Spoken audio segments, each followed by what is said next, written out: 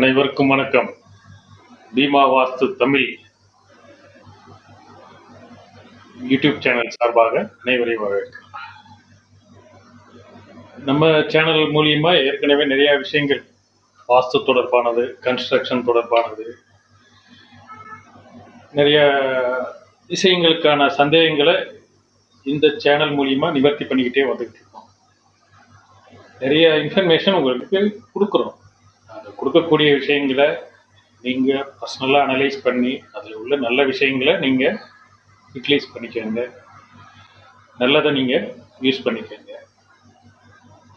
Okay, எல்லா விஷயத்தையும் யாராவது ஒருத்தர் சொல்கிறத நீங்கள் அப்படியே எடுத்துக்க வேண்டியதில்லை. நீங்கள் அது சரியா அப்படின்றத நீங்கள் அனலைஸ் பண்ணி அதை நீங்கள் பார்க்கணும்.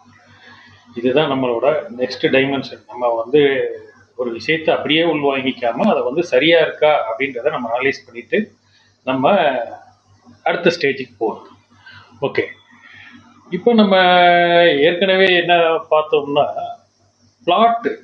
ஒரு பிளாட்டை எப்படி பர்ச்சேஸ் பண்ணணும் அப்படின்றத பற்றி நம்ம ஏற்கனவே பார்த்தோம். நம்ம இதில் கொடுக்குற வீடியோ பார்த்தீங்கன்னா ஸ்டெப் பை ஸ்டெப்பாக எல்லாமே கொடுத்துக்கிட்டே வரும்.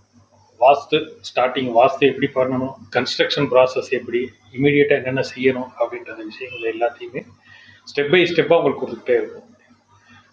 ஒரு வீடு கட்டணுமோ, ஒரு ப்ராஜெக்ட் பண்ணணும்னு நினைக்கிறவங்க வீடியோஸ் எல்லாமே கண்டினியூஸாக பார்த்தா அவங்களுக்கான எல்லா விஷயங்களையுமே அது கிடைச்சிடும். ஏற்கனவே நான் உங்களுக்கு அறிமுகமாயிருக்கேன்.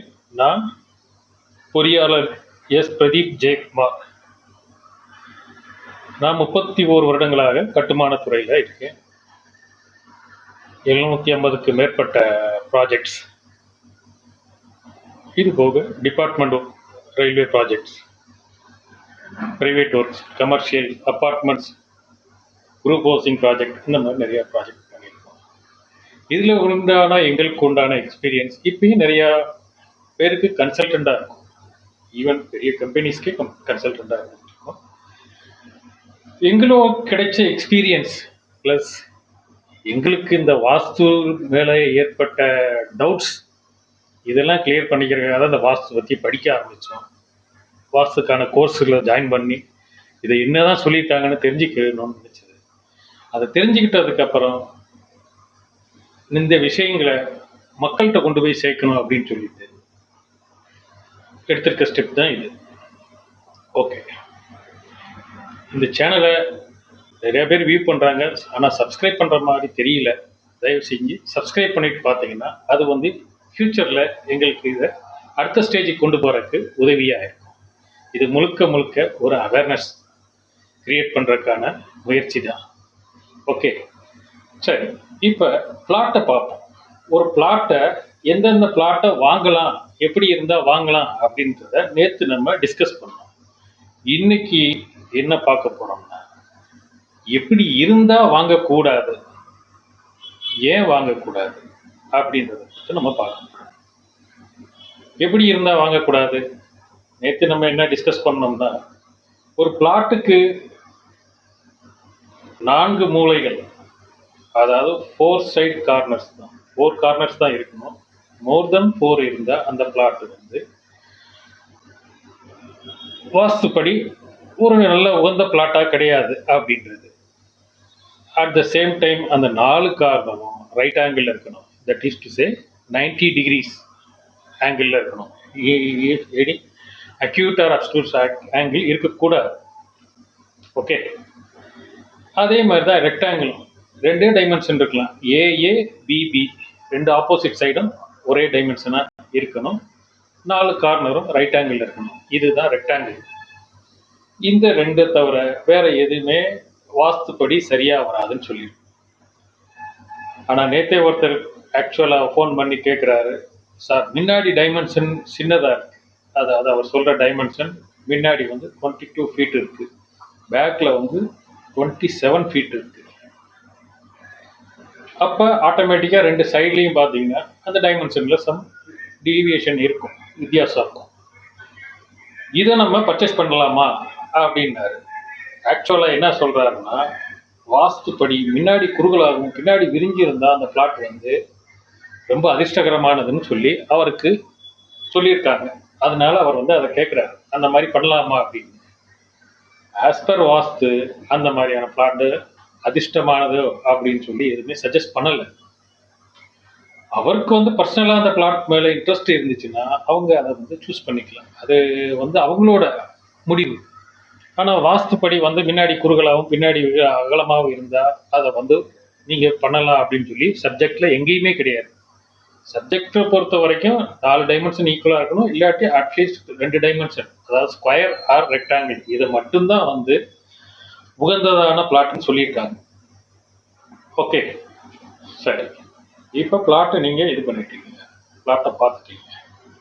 இந்த பிளாட் பர்ச்சேஸ் பண்ணுறதுக்கு முன்னாடி இது வந்து பியாண்ட் வாஸ்து, வாஸ்து இல்லாமல், அதாவது ஒருத்தர் வந்து நீங்கள் உடனே வீடு கட்ட போகிறீங்களா, இல்லை இன்வெஸ்ட்மெண்ட் பர்பஸ் வாங்கி போட்டு கொஞ்ச நாள் கழிச்சு கட்ட போகிறீங்களா அப்படின்னு சொல்லி பார்த்தோம்னா, நீங்கள் உடனே வீடு கட்டணும்னா அந்த இடங்களில் ஏற்கனவே வீடுகள் இருக்கணும், அந்த லொக்கேஷன் சுற்றி வீடு இருக்கணும்.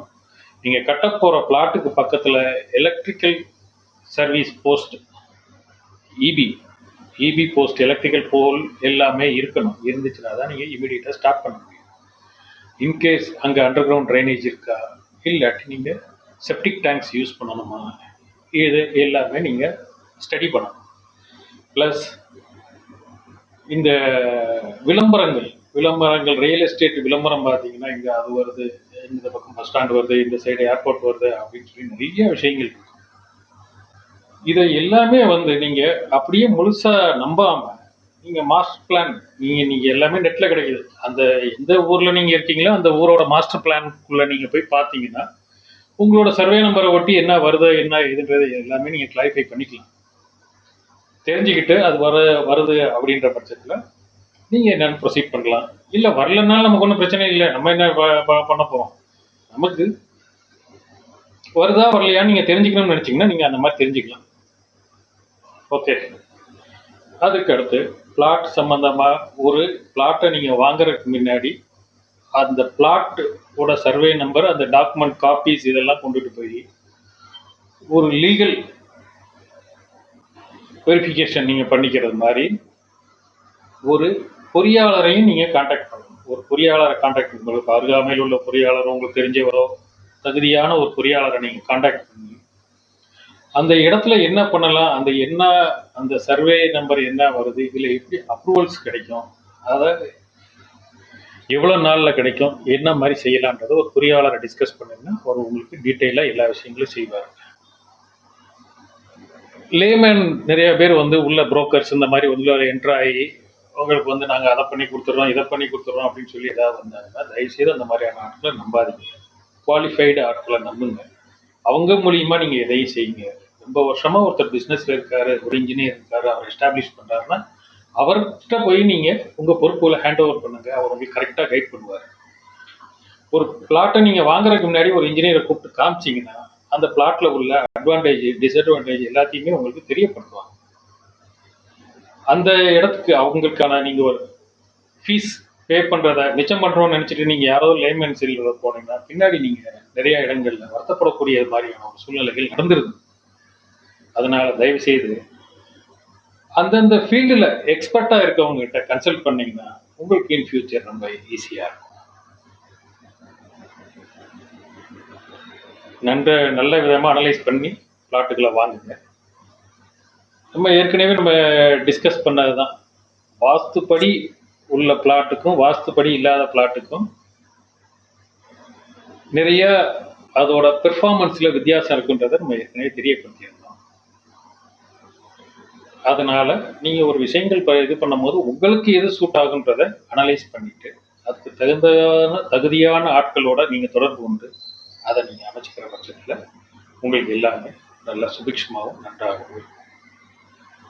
நல்லபடியாக தொடர்ந்து எங்களோட சேனலுக்கு ஆதரவு கொடுங்க. நன்றி.